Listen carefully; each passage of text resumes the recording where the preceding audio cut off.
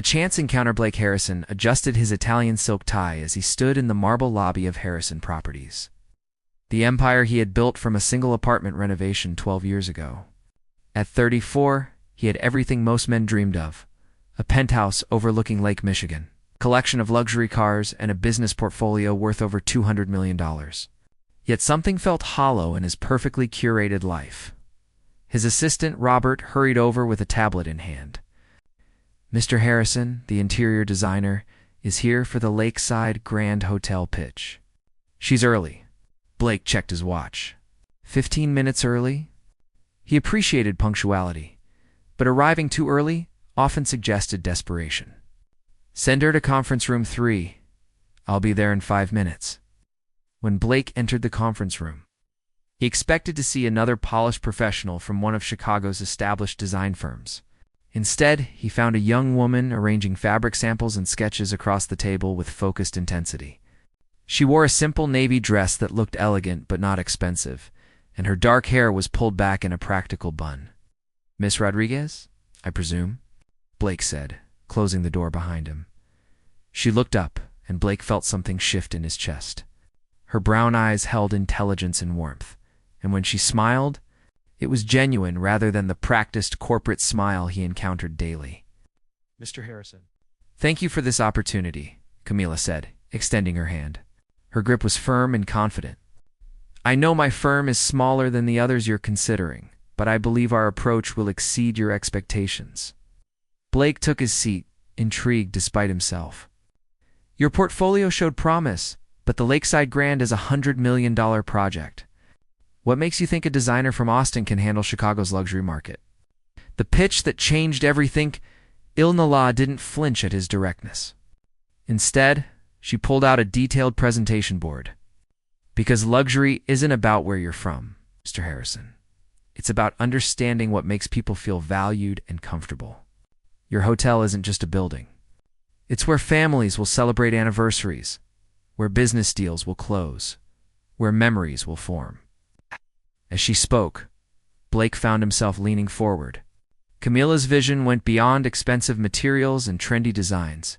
She talked about creating spaces that told stories, that honored Chicago's architectural heritage while embracing modern comfort. "This main lobby area," Camila explained, pointing to her detailed sketches, will feature locally sourced limestone that echoes the city's historic buildings. But look at the seating arrangements. They create intimate conversation areas while maintaining the grand scale you want. Blake studied her designs with growing interest. "Most designers show me glossy renderings and expensive furniture catalogs. You're showing me hand-drawn sketches and material samples? Because a computer rendering can be beautiful but empty," Camila replied. "I want you to touch the fabrics, to see the grain in the wood, to understand how light will move through these spaces at different times of day." For the next hour, Blake forgot about his other appointments. Camila answered every question with thoughtful detail, never overselling, but never backing down either. She admitted what she didn't know and explained how she would find solutions beyond businesses. The presentation concluded. Blake made a decision that surprised even himself. "I'd like to see your work in person." "Are you free for dinner tonight?" Camila hesitated. "Mr. Harrison, I appreciate the offer, but I prefer to keep business discussions professional. We could meet at your office tomorrow if you'd like to discuss the project further." Blake felt a spark of respect, mixed with intrigue. Women rarely turned down his invitations. "I apologize if I was unclear. This would be a working dinner to discuss the project timeline and budget. My treat, of course, to compensate for your time." "In that case, I'd be happy to join you," Camila agreed. "But I insist on paying my share. It maintains proper boundaries."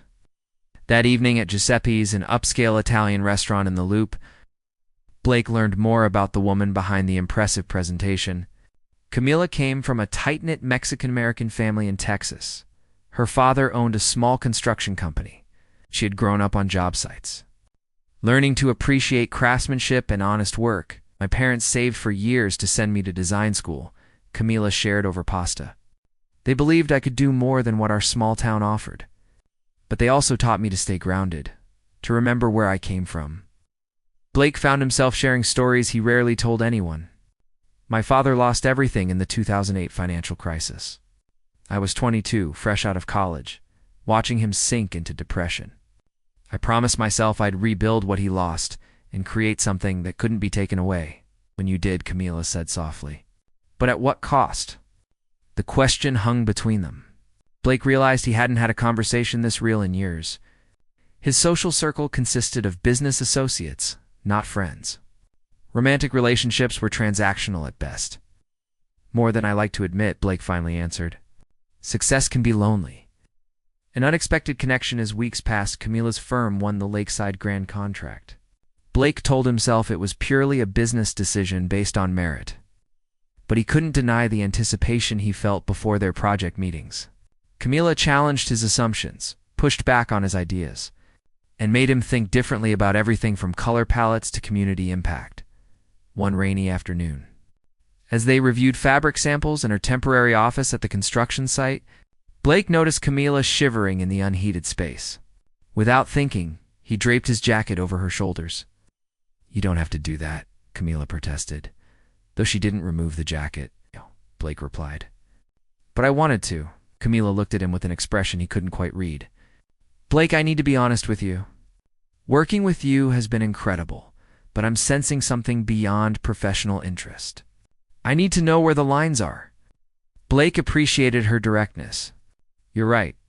I find myself thinking about you outside of work. But I respect your boundaries completely. If you prefer to keep this strictly professional, I'll honor that." "I don't know what I prefer," Camila admitted. "I came to Chicago to build my career, not to get involved with a client. But I can't deny there's something between us." "Then let's take it slow," Blake suggested. "No pressure, no expectations. Just two people getting to know each other while creating something beautiful together." Camila smiled, and Blake felt that shift in his chest again, stronger this time. "I'd like that." Professional meets personal over the following months. Blake and Camila's relationship evolved naturally. They grabbed coffee before site meetings, shared lunch while reviewing invoices, and occasionally met for dinner to discuss project challenges. Blake discovered that Camila loved old movies, spoke Spanish with her family every Sunday, and volunteered at a community center. Teaching art to underprivileged kids, Camila learned that beneath Blake's polished exterior was a man who remembered every employee's birthday, who quietly funded scholarships for students from struggling families, and who still visited his father every week, despite their complicated relationship. "You're not what I expected," Camila told him one evening as they walked along the Chicago River after a particularly productive meeting. "What did you expect?" Blake asked. "Another wealthy businessman more interested in profit margins than people," she answered honestly. "Someone who saw everything, including relationships, as transactions." Blake stopped walking and turned to face her. "I was that person once. Maybe I still am in some ways. But you make me want to be better."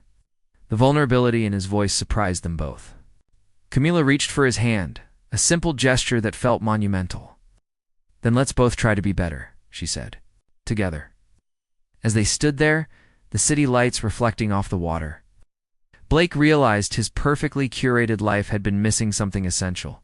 Not another business deal or property acquisition, but genuine connection with someone who saw beyond his bank. Account to the man he was trying to become. Neither of them knew where this path would lead. But for the first time in years, Blake felt excited about something that couldn't be measured in dollars or square footage. He felt alive. Morning revelations, the Chicago spring arrived with unexpected warmth. The Lakeside Grand Hotel project was entering its most critical phase.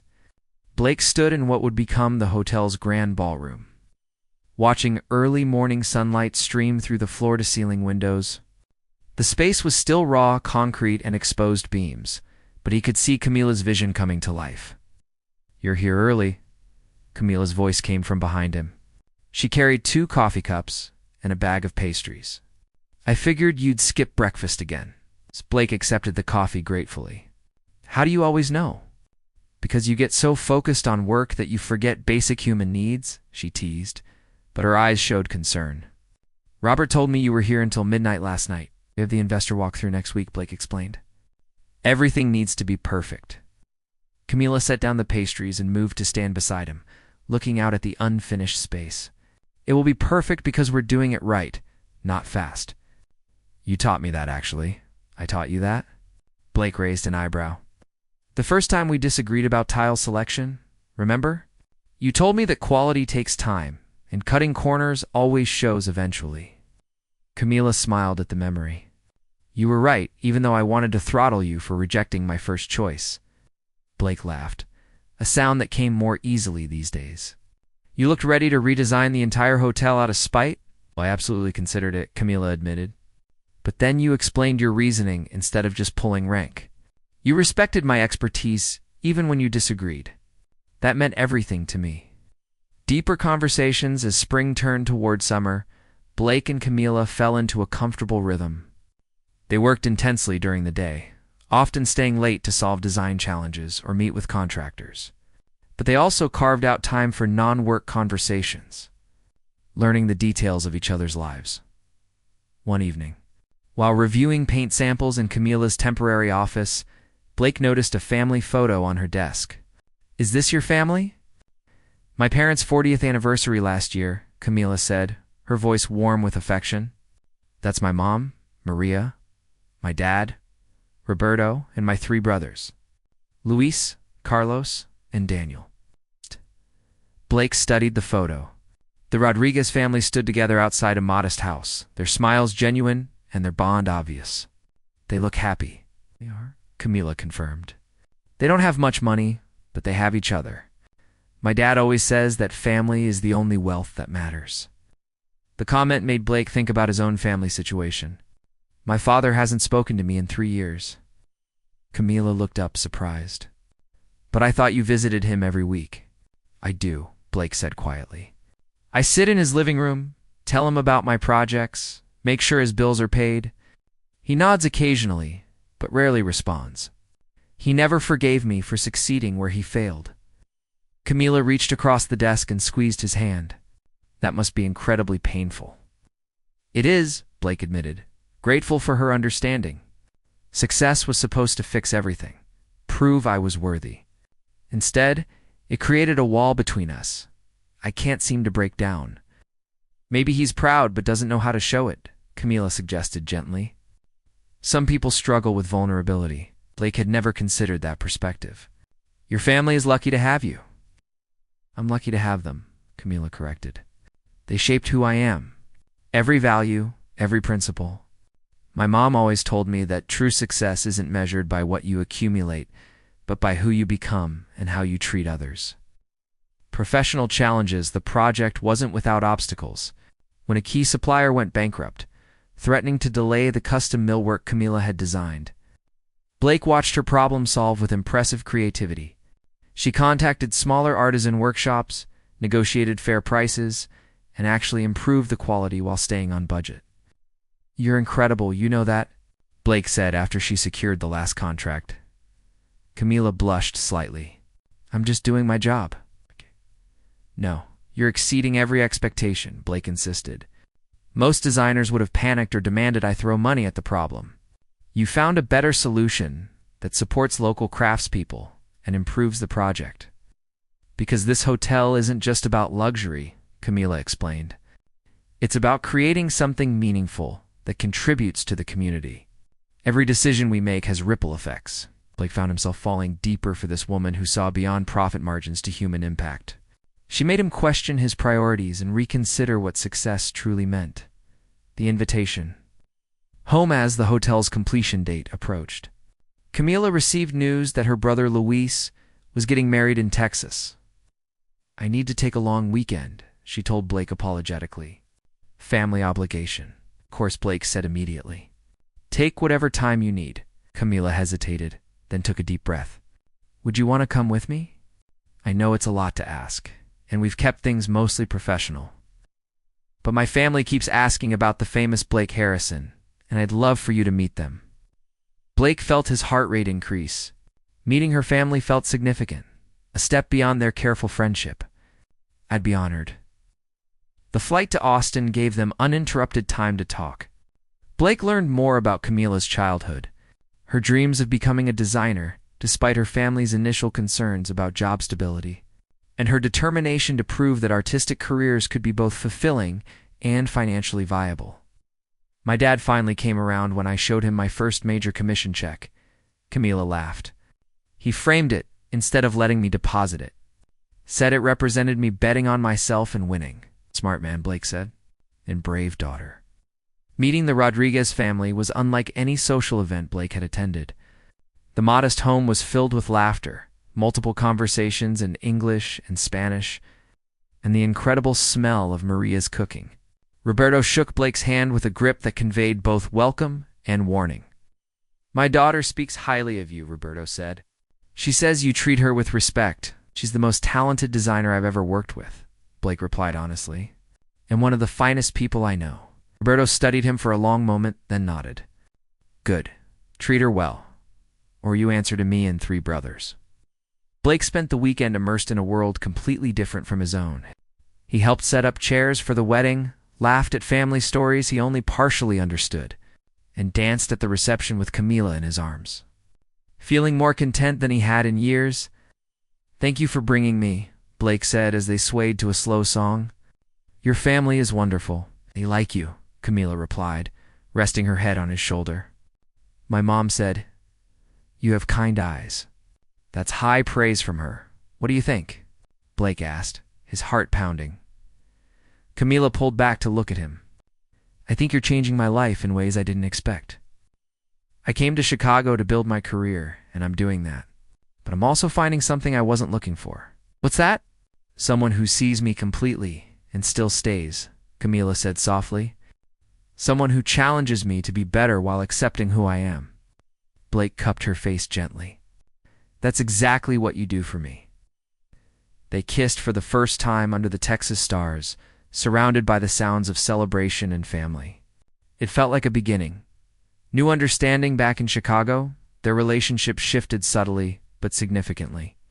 They were no longer just colleagues or friends, but something more, though neither rushed to define it. Blake found himself thinking about the future differently, imagining building a life rather than just a business empire. One evening, as they reviewed the nearly completed hotel, Camila turned to Blake with unusual seriousness. I need to tell you something about myself. Something important before this goes any further. Blake's stomach tightened. Okay, I come from a traditional family with certain values, Camila began carefully. My parents raised me to believe that physical intimacy is something sacred, meant for marriage. I've dated before, but I've never been with anyone in that way. She looked at Blake nervously, waiting for his reaction. I know in your world, with your experience, this probably seems old-fashioned or strange. If it's a deal-breaker, I understand. But I needed you to know. Blake was quiet for a moment, processing. His past relationships had been casual, physical, uncomplicated. This was entirely different. Thank you for trusting me with that, he finally said. Your values are part of who you are, and I respect them completely. This doesn't change how I feel about you, it doesn't, Camila asked, relief evident in her voice. If anything, it makes me admire you more, Blake said honestly. You know who you are and what matters to you. You don't compromise your principles for anyone. That's rare and beautiful. Camila's eyes glistened with unshed tears. I was so nervous to tell you. Blake pulled her close. Whatever happens between us, we move at your pace. No pressure, no expectations. I'm not going anywhere. The completion of the Lakeside Grand Hotel's grand opening was a stunning success. Every detail Camila had envisioned came together perfectly. The media praised the design's innovative blend of luxury and local character. Investors were thrilled with advance bookings that exceeded projections. At the opening gala, Blake and Camila stood together, watching guests marvel at the space they had created. We did it, Camila said, squeezing his hand. You did it, Blake corrected. This is your vision realized. Our vision, Camila insisted. I couldn't have done this without your support and trust. As they danced that night, Blake realized he wanted every future project to be with this remarkable woman. More than that, he wanted every future day to include her presence, her perspective, her warmth. Camila, he said as the song ended, will you have dinner with me tomorrow? Just us, somewhere quiet. I want to talk about the future, Camila smiled, understanding the weight behind his words. I'd love that. Neither knew exactly what tomorrow would bring, but they both felt the foundation they had built together was strong enough to support whatever came next. A morning of reflection, Blake stood in his penthouse, watching the sunrise paint Lake Michigan in shades of gold and pink. He had barely slept, his mind racing with the decision he planned to make today. The velvet box in his pocket felt both weightless and impossibly heavy.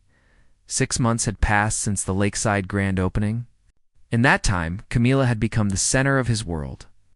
They had started another project together, a boutique hotel in Lincoln Park, but more importantly, they had built something deeper than professional partnership.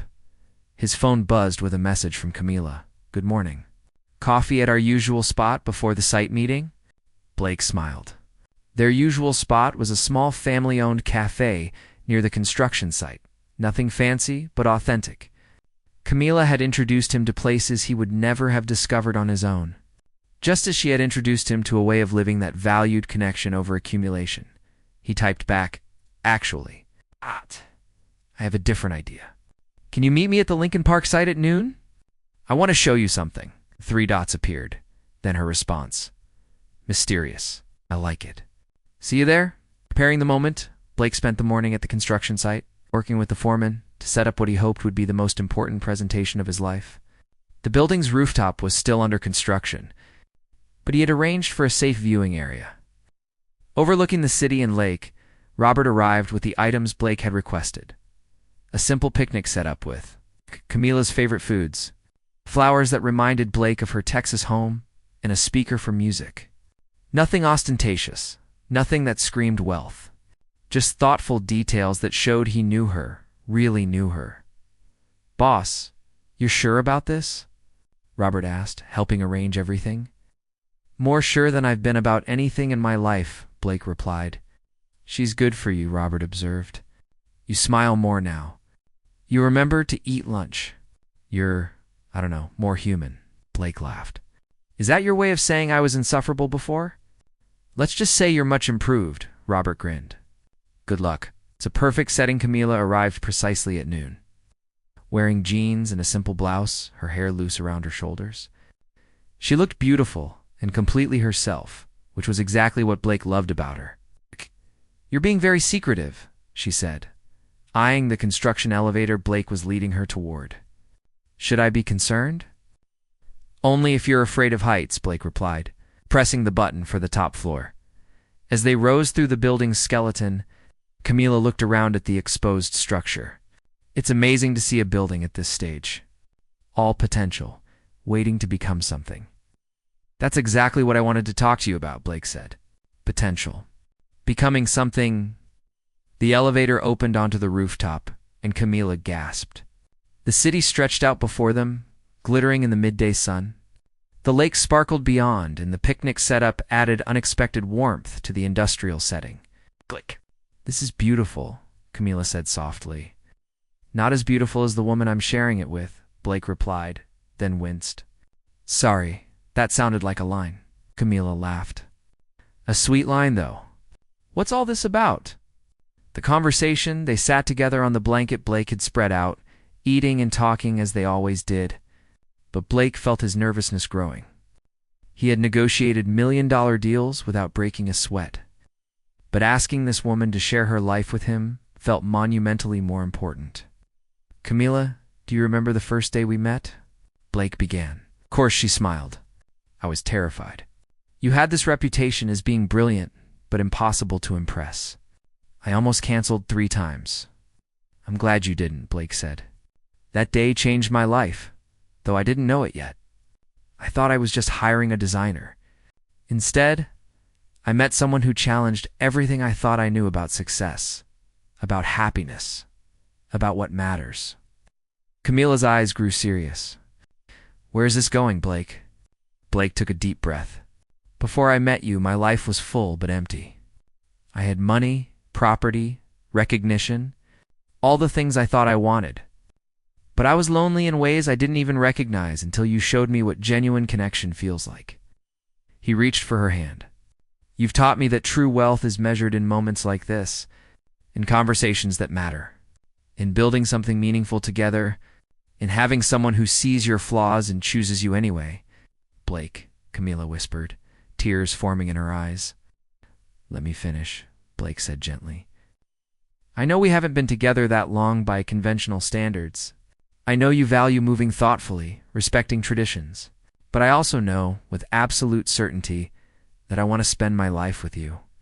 I want to build projects together, yes, but more than that, I want to build a life, a family, a future.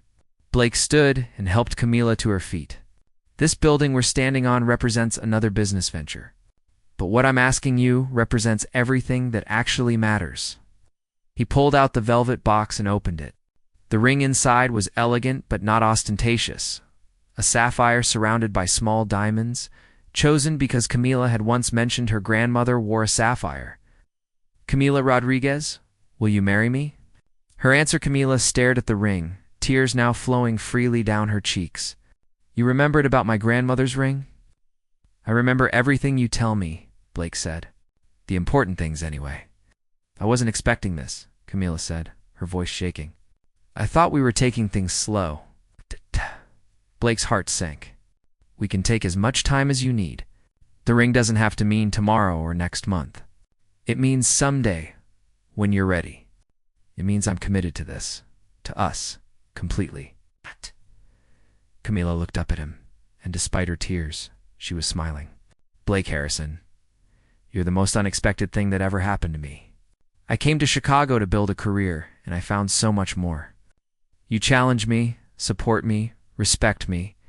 You've met my family and didn't run away when you saw how different our worlds are. She paused, and Blake held his breath. You make me want things I didn't know I wanted, Camila continued. A partner who truly sees me, someone to build dreams with, a love that feels like home. Is that a yes? Blake asked, not daring to assume. Yes, Camila laughed through her tears. Yes, I'll marry you. Blake slipped the ring on her finger, then pulled her into his arms, kissing her with all the emotion he had been holding back. When they finally broke apart, both were laughing and crying at once. I can't believe you proposed on a construction site, Camila said. Looking around at the unfinished building, it felt right, Blake replied. This is what we do. We take raw materials and create something beautiful. That's what I want to do with our life together. Sharing the news that evening, they called Camila's family together. The video call was chaotic, with everyone talking at once, but the joy was unmistakable. Maria cried happy tears while Roberto gruffly demanded to know Blake's intentions. Though his eyes were suspiciously moist, You take care of our girl, Roberto said directly to Blake. I promise, Blake replied. She's the best thing that ever happened to me. Luis Carlos. And Daniel took turns making jokes and offering unsolicited marriage advice. While Camila laughed and protested that they had no room to talk, Blake's call to his father was shorter and more subdued. The older man simply nodded when Blake shared the news, but as Blake was about to hang up, his father spoke for the first time in months. Don't mess this up, he said quietly. Real love is rare. Hold on to it. I will, Dad, Blake replied, feeling an unexpected lump in his throat. I promise. Planning the future in the weeks that followed, Blake and Camila began planning their wedding. Camila wanted something that honored her family's traditions while reflecting their shared values. Blake was content to let her lead, contributing ideas, but mostly supporting her vision. I want it to be meaningful, not just expensive, Camila insisted during one planning session. I don't need a fairy tale wedding with hundreds of guests. I want the people we love in a place that matters, celebrating something real. Then that's what we'll have, Blake agreed. Whatever makes you happy. One evening, as they sat together reviewing venue options, Camila grew quiet. Blake noticed immediately. What's on your mind? I'm nervous, she admitted. Not about marrying you. I'm completely sure about that. But about the wedding night, the honeymoon? I meant what I told you about my values, about waiting. But I'm also nervous about disappointing you. Blake set aside the venue brochures and took her hands. Camila, look at me. You could never disappoint me. When that time comes, we'll figure it out together, like we figure everything out. No expectations, no pressure. Just us, learning each other in a new way.